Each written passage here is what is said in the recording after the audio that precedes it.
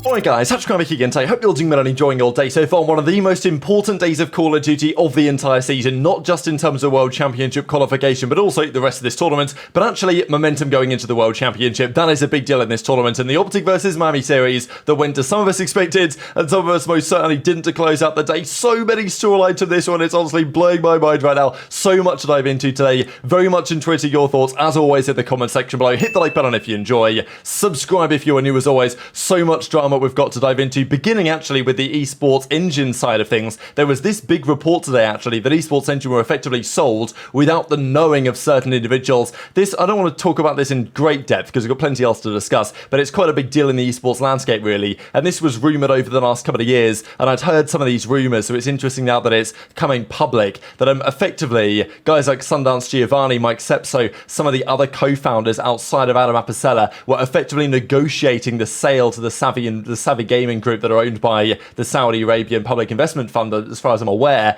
They were negotiating that sale without the knowledge of like Adam Apicella and the other founders. So this is kind of why the Adam Apicella stuff is kind of an interesting point, is that he wants to come back into esports event production, but yet the sale was apparently done effectively behind the scenes, behind closed doors, without even, basically in secret, right? Which is why there was quite a lot of drama when this acquisition occurred, and well, now some of that information is becoming public. So even Adam App says, like, can't comment on it, but I'm proud of what I achieved, and the understanding is that it's going to be, I think, next February maybe, when Adam App can actually return and start a new company or whatever. And even Ethan Spencer, who recently stepped away, sent up, you know, new ventures after working with Esports Engine for some time, and EFG, as it is now ESL Facebook group under which Esports Engine are now a part, kind of give some more insight from his side. So didn't want to go into crazy depth. I thought I'd mention it because it was a key topic in the esports landscape today, but we have a fair few series to dive into, one of which was Toronto versus the Carolina Ravens. This was effectively the World Championship series for Ravens. Even if they won this, to be fair, they needed to win again, but this was the big one. It's tough for Ravens. I genuinely think Ravens on LAN are a top 8 team in the game. I think they are probably better than 4 teams in this league, but unfortunately for them, online has kind of cost them, and there's just been certain moments this season where they've just failed to clutch up in crucial moments. This was unfortunate. They had to play Toronto, but, you know, that was their own doing, really. If they'd have just beaten Los Angeles Guerrillas in the qualifiers, they would have qualified comfortably in the winners bracket. They didn't. They ended up in this position. They lose the game 1. They had a 5-3 lead the game 2. They lose that as well, and then basically from there it was all over, right? Eventually they lose the control. It wasn't an especially close series, and it is tough for Ravens, right, losing out on the World Championship like this, because there was a time I thought that they were in a great position to get it, but it's just their online work wasn't really good enough. They were better once they moved into the penthouse, which is basically just Brian Saint's apartment as far as I'm concerned. This was the trash talk though, and I've got to share some of the moments here for the trash talk, because this was some classic Call of Duty stuff. And look, I know that as soon as these words came out of Clayster's mouth, he, you know, was regretting it, thinking, damn, I shouldn't have said that. I think from Clayster's point of view, you know, he comes from a certain era of Call of Duty players. This type of stuff, you know, it can happen, right? I'll obviously share the clip right about now, but look, Clay regrets what he said in the moment. It's a heat of the moment thing. This was potentially Clay's last ever match on main stage in the CDL. It's quite likely, I guess, that he'll play the Esports World Cup next month, but you know, Clay's season is over. The season of Carolina Ravens is over. Does he return for his 14th pro year? Look, if accuracy is still getting spots in the league, Clay should still be getting spots in the league. But is he about it? You know, does he want to go again after what was a pretty underwhelming season without the result that they wanted to make champs? Now, look, had they made champs, would they have gone far? Probably not, let's be real. So maybe in the grand scheme of things, it doesn't massively matter. But Clay will definitely have some things to think about over the next couple of weeks. Scrappy and Clay, they beefed literally from day 1 this season until the final day of the year, effectively. Scrappy and Clay were going at it. As Scrap says, look, played way better than yesterday. Don't rip Clay. It is what it is. He said some things that he's going to regret. And look, he apologized for it publicly. And I'm sure that Clay, you know, as soon as he said it, I'm sure he felt, okay, I shouldn't have gone that far. Trash talk is this trash talk. I don't imagine, it shouldn't have gone that far, whatever. I don't think the CDL are probably going to be sharing too many more of these post-match comps anymore after this, but it was fun while it lasted, I suppose. And as Clay says, look, just not good enough. Got to beat the best to play at champs. It wasn't good enough. Don't know what to say. And, as he says, emotions got the better of me. Never an excuse, but my bad for saying what I said. Didn't mean it. Got caught up in the moment. Didn't mean to minimize the severity of something so serious. Trash talking is one thing. There is crossing a line as well, which is what I did. And, yeah, let me just share the clip about now. Desk, Clay, back on the fucking desk. You're fucking dog shit, kid. How to get? I'm not winning a map at Champs Finals. Fucking retire. They're letting each other know. Kill yourself, bro. You're fucking ass, dog. Like, how are you reacting to that? Oh yeah, it's never personal with me. I like Clay. Clay's a good person. It's definitely a harsh situation for him. Season's over, but it is what it is. It's just in the moment, a little trash talk. He didn't want to fist bump me, but I'm sure we'll talk.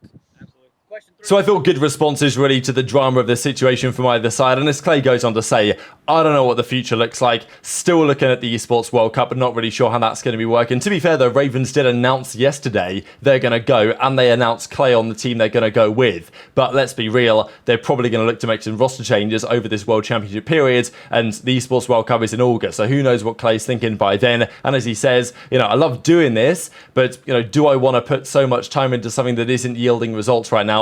Is that Clay's final ever pro game? I hope it isn't. I love Clay. Great character, great personality. And if he goes out in this way, he's gone out as an absolute legend, top 5 player in Call of Duty history, absolutely guaranteed. And, I think he should be absolutely commended for what he's achieved in his career. Can he still do more? I think he probably still has it in him. Whether he wants to is, of course, the other question that he will be contemplating over the coming days and weeks, I imagine, probably from Cancun or wherever they are going to spend their time away. But a hot 3-0, Ultra get the dub. They move on to the second round of the losers bracket, as do the Vegas Legion. They're playing the New York Subliners right now. We're going to discuss that series tomorrow, but they just slapped Boston out of the tournament. These guys are trash. They've always been trash. They're still trash. I don't know how they beat OpTic. Well, actually, I do, because OpTic aren't very good either. And we'll certainly discuss that. Beans had a nice 6-piece, but or 6 in a row, but it wasn't enough. They lose the game 1. They lose the game 2. Nero, by the way, has been on fire. Like, this guy is so much fun to watch. I mean, he was on Boston last year. Let's not forget.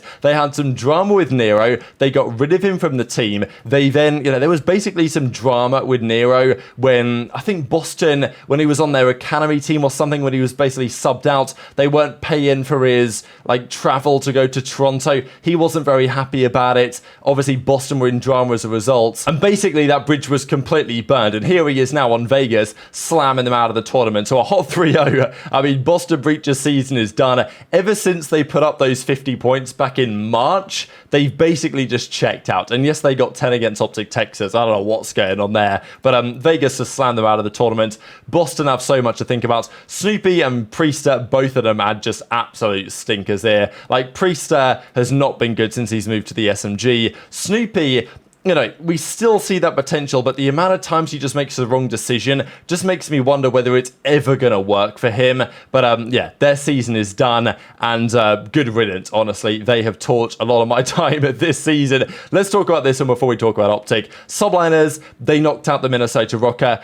Again, Rocker and Boston, just some of those just bad teams that frankly deserved to go. Skyz absolutely turned up on Vista 27-10. Gunless and co did take the map 2 dub. But after that, New York do enough. It wasn't great from New York, but the benefit they have is they have HyDra, and this is an advantage that many other teams don't have access to, that they have HyDra with the ability to absolutely take over. This is one of his best maps as well. The fact that they iced up here on the offense, New York Subliners, that's an absolute dagger to the heart of the Minnesota Rocker. Of course, this is their World Championship qualification series, and if there's any time to start off a map 0 in 10, it's not the map where you're trying to get to the World Championship, right, as Minnesota Rocker needed to win this to do. Standy starts off 0 in 10, eventually they lose the game 4, and Minnesota Rocker are dusted out of the World Championship. As I say, they're going straight to Cancun, no chance anymore for them. So Subliners take them down 3-1.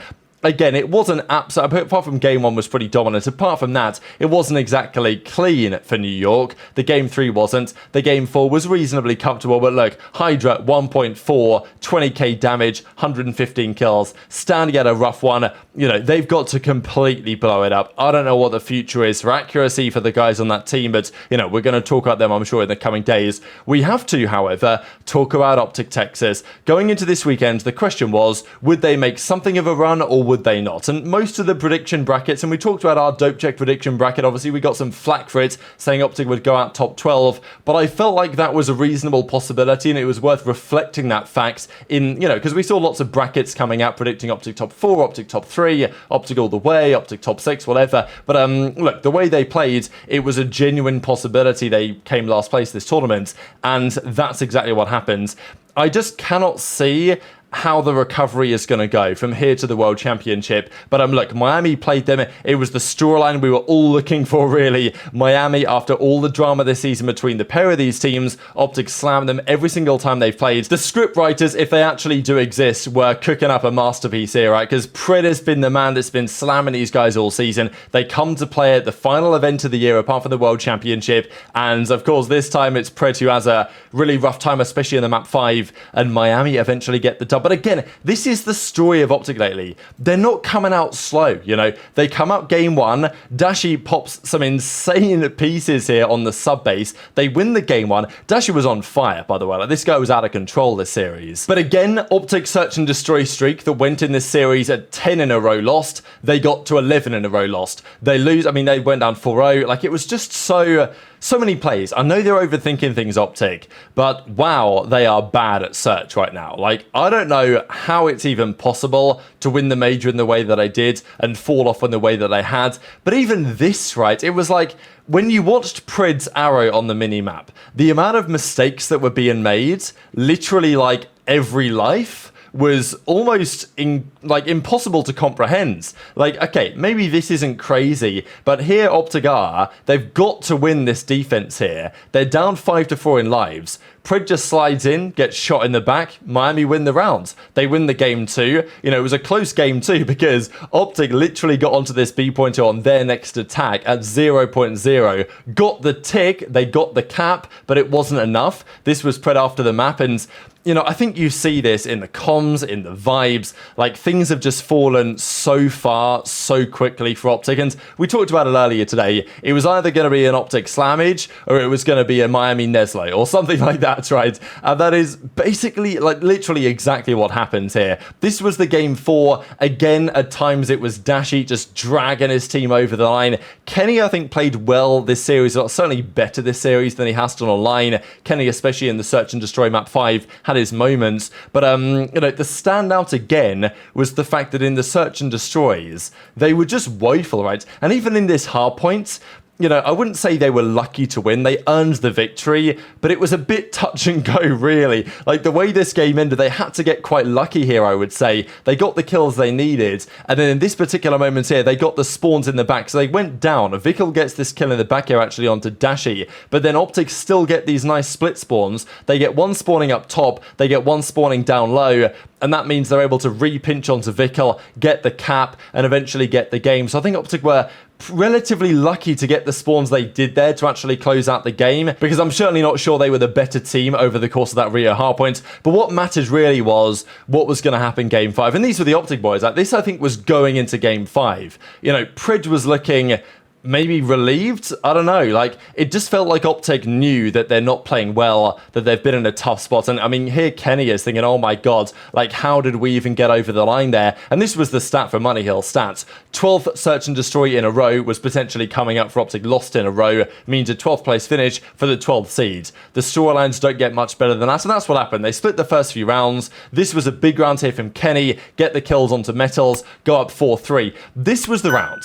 This was the opportunity for OpTic to go up 5-3 and to potentially close out the game then and there. And I don't think that Pred necessarily made a terrible call, because he stunned Vikul. He wanted to go for the chow. He'd already got a kill from his spot, but he didn't need to chow. It was a 2 versus 2. And to be honest, with Pred's chow here, even if, like, given number 2's position up top, and Lucky's just got a kill onto Shotzzy, they know where Lucky is. Even if Pred gets this kill, he's getting traded 100% guaranteed. So, you know, Pred's position, it's like, you go for this chow, you're either getting a kill and getting traded, or you're dying. So, you know, the statistics, the probability just isn't working in your favor there. Pred dies, they lose the rounds. Then there was this moment where 2 versus 2 again, Pred gets a kill and then just decides to fly forwards. I mean, you can see Octane's face. Shot in the side by MettalZ, lose the round. Eventually it goes round 11. Vikul then takes his turn to make a pretty bad play. 4 versus 3 advantage. He does the Pred. He goes and over Charles. Kenny takes him down. But this is the way the round concluded. And actually really nicely done here from Miami, to be fair. ReeaL hits a nice flank. They just pinch OpTic in. ReeaL gets this kill. And all of a sudden it just falls apart. Even this moment, I'm not saying Pred should check this because it's difficult to know. But I feel like Pred's got to at least think about this spot, right? You know, he just runs on past and dies. They know ReeaL's there, right? Like, he's got to be somewhere, right? I don't know. I just thought there were so many rounds here where Pred through, or the team through, or it was just bad. I mean, I don't even know what quality of COD I was watching. Like, that was nowhere near championship caliber COD. I'm not really sure how it's possible for a team this stacked to be that bad at search and destroy, but it happens. And yeah, we've seen the outcome. Obviously, we saw these tweets already. This was Vikul, by the way, understandably, given all the trash talk, you know, Pred throwing up the 3-0, all the drama over the last few months, he throws up the birds on the other side of the stage. OpTic just got to sit there and take it. As of this, right? I mean, you know, fair play to Vikul. He's been dealing with all the trash talk from OpTic over the last few months. When push comes to shove, end of the season, you know, you can see the venom in his words, actually, just from the way that he's talking in Spanish, and that he makes it very clear his thoughts on OpTic and his thoughts on the green wall. So, look, we're going to leave it there. I don't have much more to say on OpTic for now, but I'm sure we will tomorrow morning and over the coming days. How do they bounce back from this? Come to the World Championship. Hit the like button if you enjoyed it. Subscribe if you're new. Take care. And I'll see you next time. Champs, y que sepáis que se vayan a tomar por culo, porque aquí hemos entrado nosotros y hemos ganado. Fuck OpTic, fuck the green wall. Vamos! And that's gonna do it.